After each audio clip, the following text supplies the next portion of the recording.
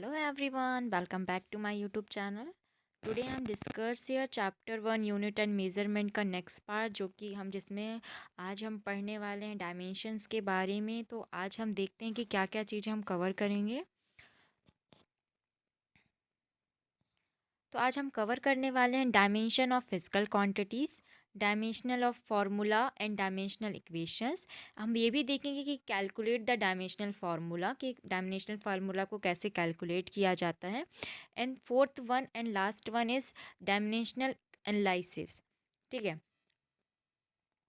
तो first of all dimension of physical quantity होती क्या है वो देखते हैं कि डायमेंशन ऑफ फिजिकल क्वांटिटी के लिए तीन फैक्टर्स इंपॉर्टेंट होते हैं।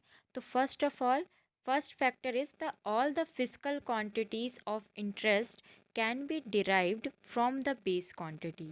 मतलब जो भी फिजिकल क्वांटिटी होती है वो बेस क्वांटिटी से डिवाइड होती है। अगर आपको base quantities and fundamental quantities physical quantities के बारे में नहीं पता है तो आप हमारी पिछली वीडियो जाके देखिए, उसमें मैंने सारी चीज़ें डिटेल से बताई गई हैं।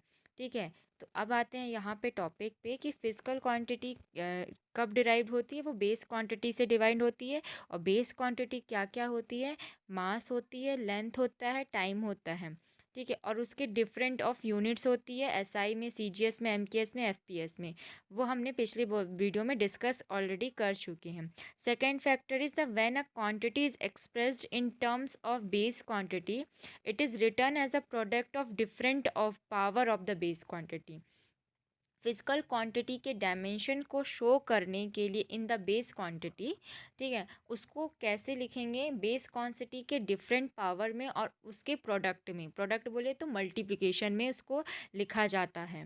थर्ड फैक्टर इज कि the exponent of base quantity that interns into the expressions is called the dimension of the quantity in the base quantity. ठीक है, जो भी बेस क्वांटिटी का एक्सपोनेंट पावर होता है, ठीक है, जो भी पावर होता है उसके साथ हम एक ब्रिक ब्रैकेट यूज़ करते हैं। उस ब्रैकेट के अंदर जितनी भी बेस क्वांटिटी होती है उसके थ्रू हम डायमेंशन ऑफ फिजिकल क्वांटिटी को बताते हैं, और इसे ही हम डायमेंशन ऑफ फिजिकल क्वांटिटीज़ कहते हैं। ओके, नेक्स्ट वन इज़, हम इसका एग्जाम्पल देखते हैं फोर्स के थ्रू कि ठीक है, फोर्स कि अगर हम फिजिकल क्वांटिटी फोर्स लेते हैं तो उसका हम अगर डायमेंशन ऑफ फिजिकल क्वांटिटी निकालें तो कैसे क्या निकालेंगे? तो फोर्स की डेफिनेशन क्या होती है कि force is equal to the mass time acceleration, और acceleration is just change in velocity divided by time interval, and then velocity is the length divided by time interval. ठीक है, तो फॉर द फॉर्मूला के through अगर हम लिखें तो force equals to mass into acceleration equals to mass into velocity upon time and mass into length into time the square. कैसे हुआ? जब हम एक्सेलरेशन को लिखेंगे तो वेलोसिटी अपॉन टाइम हो जाएगा, और जब वेलोसिटी को लिखेंगे तो लेंथ अपॉन टाइम हो जाएगा।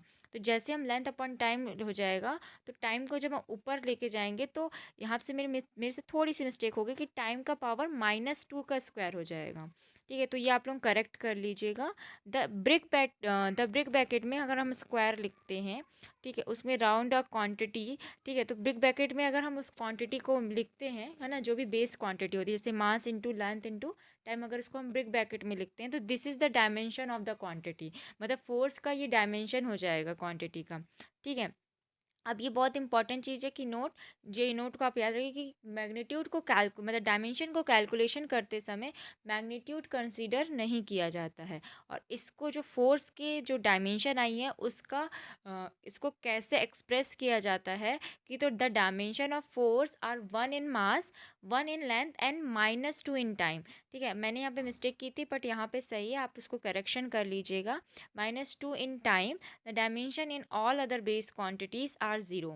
Okay, तो this is the main factor of this कि कैसे हम इसको कैलकुलेट करेंगे फोर्स को।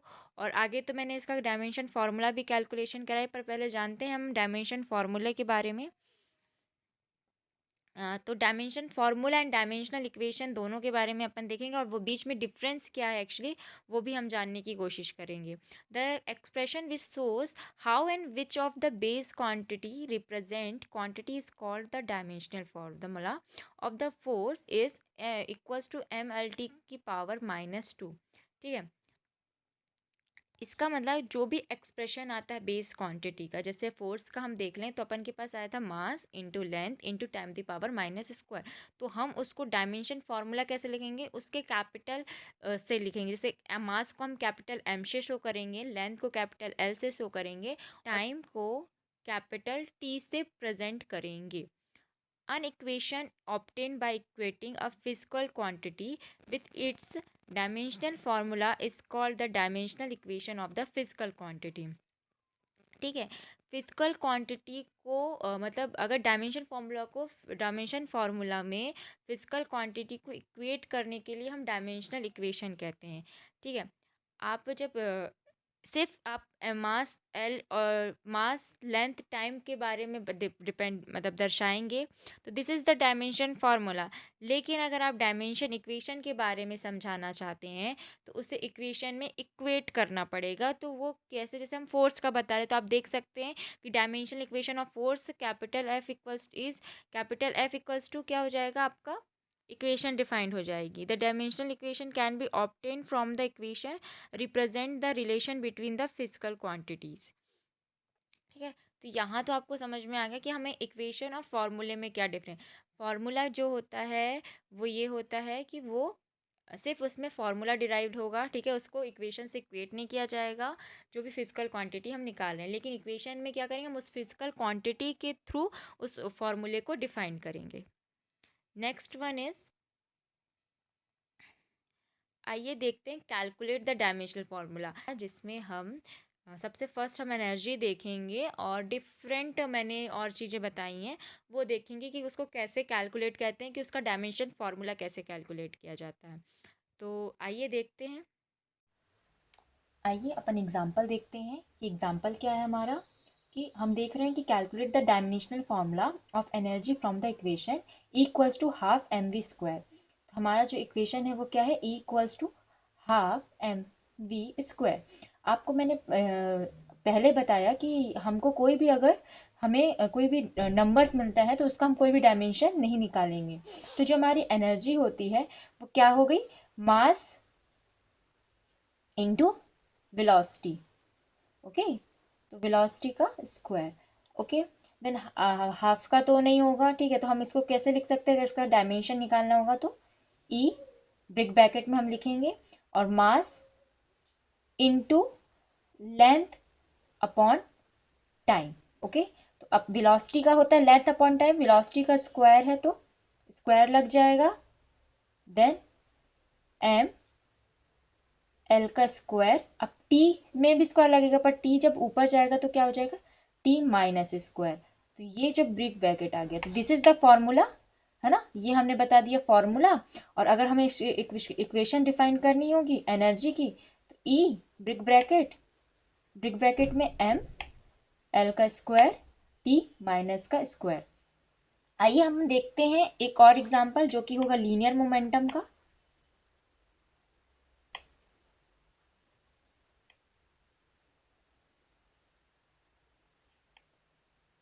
एम वी होता है इसका, जब अगर एम वी होता है तो मास इंटू वेलोसिटी। ओके, तो फिर मास सेम, वेलोसिटी क्या हो जाएगी, लेंथ अपॉन टाइम, है ना, length upon time same, capital M into L upon T. तो लीनियर मोमेंटम का फॉर्मूला क्या हो जाएगा, एम एल टी का माइनस इनवर्स। ठीक है, सेम थर्ड देख लेते हैं अपन, फ्रीक्वेंसी का देख लेते हैं। ठीक है, फ्रीक्वेंसी का क्या होता है, 1/t। अब देखो यहाँ पे ना मास है ना लेंथ है तो क्या हो जाएगा, और ये t का भी अपॉन में है तो क्या हो जाएगा, इनवर्स होता है। तो मास में क्या, m0 l0 एंड t क्या, इनवर्स। ठीक है, तो this is the dimension formula जिसको हम कैसे कैलकुलेट करते हैं। तो आपने यहाँ पे ये सीख लिया, अब आगे चलते हैं। ओके, आपने ये चीज़ सीख ली कि डायमेंशन फार्मूला कैसे कैलकुलेट करते हैं। अब आइए अपन देखते हैं कि dimension analysis and it application. उसका डायमेंशन का एनालाइज करने कैसे किया जाता है, इक्वेशन को इक्वेट करते हैं। इक्वेशन को मतलब left hand side right hand side करके प्रूफ करते हैं, और इक्वेशन अगर प्रूफ हो जाता है तो हमारा जो डायमेंशनल क्वांटिटी है वो राइट होती है, मतलब करेक्ट होती है।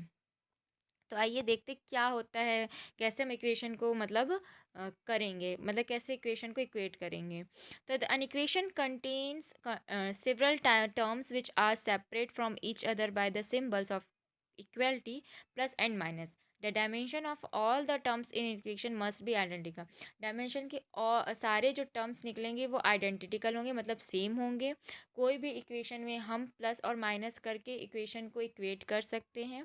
This is the another way of saying that one can added और subtract a similar physical quantity. कोई भी फिजिकल क्वांटिटी में किसी एक को ऐड करेंगे या फिर किसी उसको सब्ट्रैक्ट करेंगे, और इस तरह से हमारा क्या डायमेंशन इक्वेशन डिराइव हो जाएगा।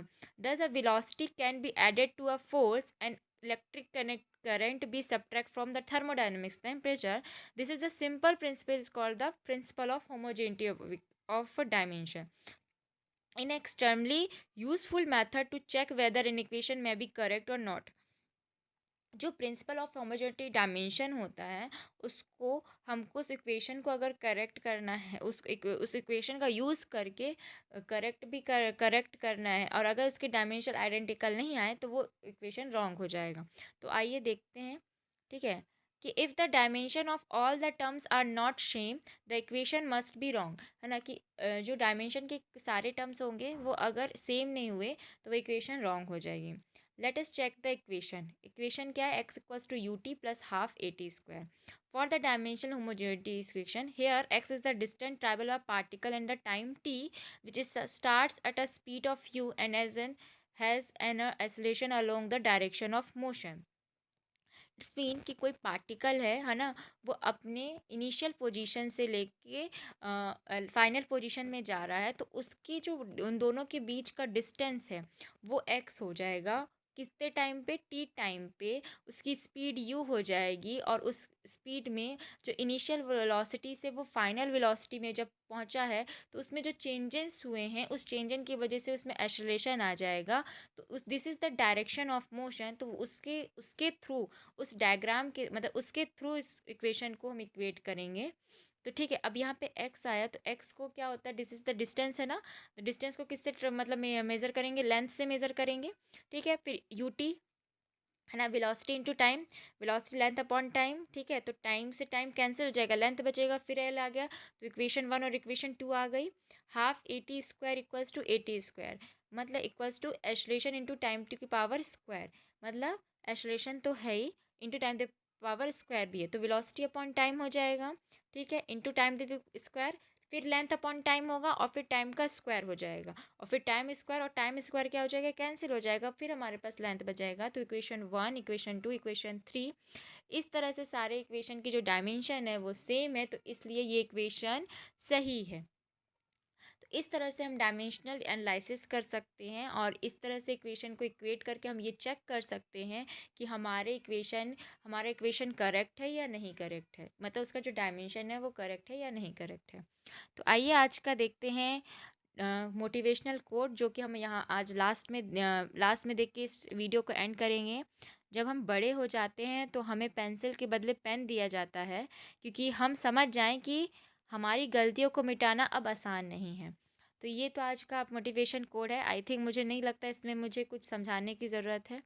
आप लोग 11th-12th पहुंच गए हैं, और ये चीज़ आपको समझ में आनी चाहिए कि पेंसिल के बदले अगर पेन दिया जा रहा है तो यस, आपकी अब गलतियां मिटाई नहीं जा सकती, आपकी गलती को गलती ही माना जाएगा।